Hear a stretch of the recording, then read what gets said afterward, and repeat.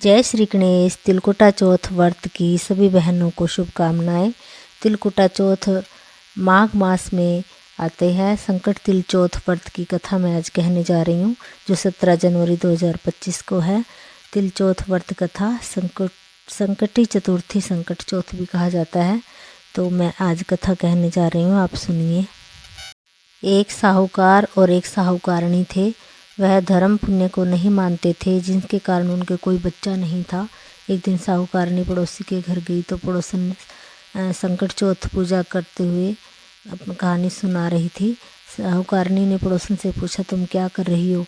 तब पड़ोसन बोली कि आज चौथ का व्रत है, इसलिए कहानी सुना रही हूँ। तब साहूकारणी बोली, चौथ के व्रत करने से क्या होता है? तब पड़ोसन बोली, इसे करने से अन्न, धन, सुहाग और पुत्र मिलता है। तब साहूकारणी ने कहा, यदि मेरे पुत्र हो जाए तो मैं 1.25 सेर तिलकुटी करूँगी और चौथ का व्रत करूँगी। श्री गणेश भगवान की कृपा से साहूकारणी के घर अब रह गया तो वह बोली कि मेरे लड़का हो जाए तो मैं 2.5 सेर तिलकुट करूँगी। कुछ दिन बाद उसके घर लड़का हो गया तब वह बोली, हे चौथ माता, मेरे बेटे का विवाह हो जाए तो 5.25 सेर का तिलकुटा करूँगी। कुछ वर्षों बाद उसके बेटे का विवाह तय हो गया और उसका बेटा विवाह करने चला गया, लेकिन उस साहूकारणी ने तिलकुटा का व्रत नहीं किया। इस कारण से चौथ माता क्रोधित हो गई और उनके फेरों से उसके बेटे को उठाकर पीपल के पेड़ पर बिठा दिया। सभी वर को खोजने लगे पर वो नहीं मिला। हताश होकर सारे लोग अपने अपने घर को लौट गए। इधर जिस लड़की से साहूकारणी की लड़की का विवाह होने वाला था, वह अपनी सहेलियों के साथ गणगौर पूजने के लिए जंगल में दूब लेने गई। तभी रास्ते में पीपल के पेड़ से आवाज़ आई, ओ मेरी अर्धब्याई। तब बात सुनकर जब लड़की घर आई, उसके बाद वह धीरे धीरे सूख कर कांटा होने लगी। एक दिन लड़की की माँ ने पूछा, तुम्हें क्या हो गया है? खिलाती हूँ, पहनाती हूँ, तब भी तो सूखती जा रही है, ऐसा क्यों? तब लड़की अपनी माँ से बोली कि जब भी दूब लेने जंगल जाती हूँ तो पीपल के पेड़ से एक आदमी बोलता है कि ओ मेरी अर्धब्याही। उसने मेहंदी लगा रखी है और सेहरा भी बांध रखा है। तब उसकी माँ ने पीपल के पेड़ के पास जाकर देखा तो वह क्या देखती है, यह तो उसका जवाई ही बैठा है। तब उसकी माँ ने जवाई से कहा, तुम यहाँ क्यों बैठे हो? मेरी बेटी तो अर्धब्याही कर दी, अब और क्या लोगे? तब उस लड़के ने उस लड़की की माँ को कहा कि मेरी माँ ने तिलकुटा बोला था, लेकिन उसने तिलकुटा नहीं किया तो संकट चौथ माता ने मुझे यहाँ लाकर बिठा दिया। तब वह यह सुनकर उस लड़की की माँ साहूकारणी के घर गई और उसने पूछा कि तुमने संकट चौथ का कुछ बोला था क्या? तब साहूकारणी बोली, तिलकुटा बोला था। उसके बाद साहूकारणी बोली, मेरा बेटा घर आ जाए तो 2.5 मन का तिलकुटा करूँगी। इससे भी गणेश भगवान प्रसन्न हो गए और उसके बेटे को फेरों में लाकर बिठा दिया। बेटे का विवाह धूमधाम से हो गया। जब साहूकारणी के बेटा बहू घर आ गए तब साहूकारणी ने 2.5 मन तिलकुटा किया और बोली, हे चौथ माता, आपके आशीर्वाद से मेरा बेटा बहू घर आए हैं, जिससे मैं हमेशा तिलकुट करके व्रत करूँगी। इसके बाद सारे नगरवासियों ने तिलकुटा के साथ संकट व्रत करना आरंभ कर दिया। हे संकट चौथ, जिस तरह साहूकारणी के बेटे और बहू को मिलवाया, वैसे ही हम सबको मिलवाना। इस कथा को कहने सुनने वाले का भला करना। जय संकट माता। गणेश जी की कथा। एक गांव में देरानी और जेठानी रहा करती थी।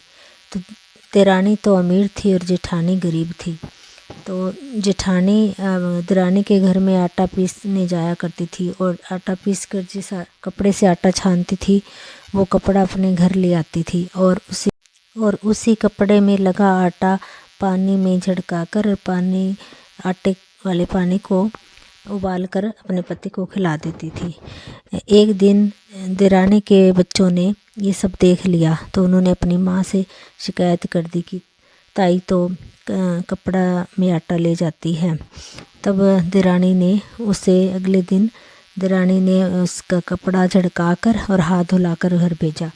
तब वह घर आ गई और पति ने कहा कि आज कुछ नहीं लेके आई, क्या खाऊंगा? तो वो बोली कि आज खाने को कुछ नहीं है। तो गुस्से में उसका पति लकड़ियाँ लेने के लिए जंगल में चला गया और जाते जाते उसकी पत्नी ने कहा कि आज तिलकुटा है तो तिल और गुड़ लेते आना। तो पति ने कुछ सुना नहीं और वह चला गया। उस दिन उसके पति की लकड़ियां नहीं बिकी थी, तो वह शाम को घर आ गया और खाने के लिए कुछ मांगने लगा। तो वह बोली कि खाने को कुछ नहीं है और आज तिलकुटा है तो तिल और गुड़ लेके आए हो क्या। तब उसके पति को गुस्सा आया हुआ था क्योंकि लकड़ियां भी नहीं बिकी थी। तो उसने उसी लकड़ी से अपनी पत्नी को मारना शुरू कर दिया और बहुत मारा और फिर घर से बाहर चला गया। उसकी पत्नी बेचारी रोती रही और रोते रोते शाम हो गई। तो जब रो रही थी तो आकाश मार्ग से चौथ माता और गणेश जी जा रहे थे। तो दोनों ने रोने की आवाज़ सुनी तो वो उसी ओर चले आए और पूछने लगे कि क्या हुआ। तब जेठानी ने कहा कि आज खाने को कुछ नहीं मिला और लकड़ियां भी नहीं बिकी और पति ने मुझे बहुत मारा। तब चौथ माता और गणेश जी कहने लगे कि गणेश जी ने ये सब बात सुनी और गणेश जी बोले कि मैंने तिलकुटा बहुत खा लिया है तो अब मैं निपटना चाहता हूँ, बताओ कहाँ निपटूँ। तब जेठानी बोली कि टूटा फूटा घर है, जहाँ मन करे वहीं निपट लो। तब गणेश जी निपट लिए और आकर बोले कि अब मैं कहाँ पहुँचूँ। तो वो गुस्से में बोली कि मेरे सिर के पोंछ ले। तो उन्होंने सिर के पोंछ लिया और दोनों चल पड़े और जाते जाते गणेश जी ने उसके घर कोई लात मारी। तो सुबह जब वो उठे तो क्या देखते हैं कि सोना चांदी हीरे मोती से सारा घर भरा हुआ है और उसके सिर पे भी हीरे मोती लगे हुए हैं। तो वो बहुत हैरान हुए और उन्होंने सारे धन दौलत को समेटना शुरू कर दिया। तो उधर देरानी ने देखा कि आज जेठानी आई नहीं है काम पे। तो उसने अपने बच्चों को भेजा कि देख के आओ ताई आज क्यों नहीं आई। तो बच्चे आए तो वो क्या देखते हैं कि महल दुमहला खड़े हैं और सोना चांदी हीरे मोती घर में भरे पड़े हैं। तो वो भागे भागे अपनी माँ के पास गए और सारी कहानी बताई। तब देरानी दौड़ी हुई आई और जेठानी से पूछने लगी कि ये सब कैसे हुआ। जेठानी बेचारी भोली थी, उसने सारी बात बता दी। तो वो घर आ गई और कहने लगी कि अगली चौथ को मैं भी ऐसा ही करूँगी। 12 महीने के बाद माघ की चौथ आई। उसने अपने पति को कहा कि तुम जंगल में जाओ और लकड़ियाँ काट कर शहर में बेच कर आओ। तो उसका पति कहने लगा कि मुझे लकड़ियाँ बेच कर आने की क्या ज़रूरत है, हमारे धन की कोई कमी नहीं है। तो वो बोली कि नहीं, तुम लकड़ियाँ बेचने जाओ। तो वह लकड़ियाँ लेने जंगल चला गया और जल्दी ही बाज़ार में बेच कर चला आया। तो वो कहने लगा कि मैंने लकड़ियाँ बेच दी है। तो वो बोली कि अब तुम मुझे मारो। तो वो बोला कि मैं तुझे क्यों मारूं। तो बोली नहीं, आप मुझे मारो। तो वो हल्के हाथों से मारने लगा। तो इस तरह से वो उधर से गणेश जी और चौथ माता जा रहे थे। तो गणेश जी वहाँ आए और बोले कि आज मैंने तिलकुटा बहुत खा लिया है तो मैं यहाँ निपटना चाहता हूँ। तब वो बोली कि मेरा घर तो बहुत बड़ा है गणेश जी, आप जहाँ मर्जी निपट लो। तब गणेश जी सारी जगह में ही पूरा गंदा कर दिया और बोले कि मैं कहाँ पहुँचूँ। तब वो बोली कि मेरे सिर पे पहुँच लो।